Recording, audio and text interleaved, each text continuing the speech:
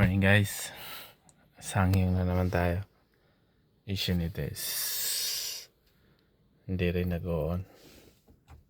Nakatoon na to.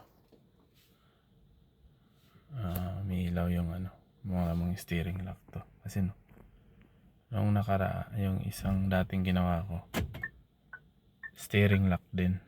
Pero kasama yung yung smart key control unit niya. So ito, titingnan natin. Yung isa kasi naka-stuck sa lock eh. Ito naka-unlock. So dapat mag-on to eh. Ayun ayaw.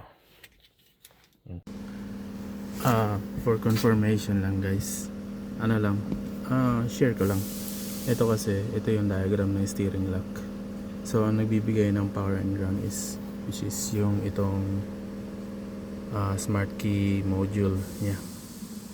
So dito tayo mag-focus sa power and ground. Bakit hindi umaano yung steering lock? So ang gagawin natin, susukatan natin dito yung 6 and 1. So which is nilagyan ko na guys. Ayan yan. Ayan yung steering lock niya mismo. Ayan, tingnan natin kung subukan natin i-on kung ano ba siya,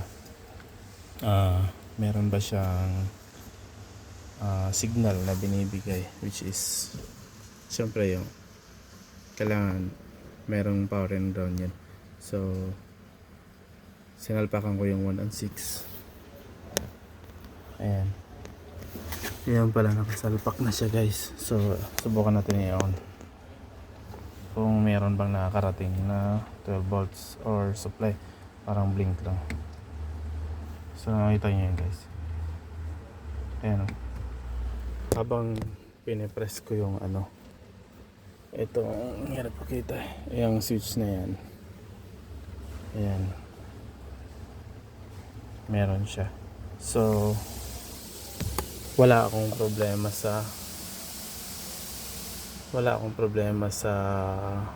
SKM, kumbaga sa module, kasi meron siyang binibigay.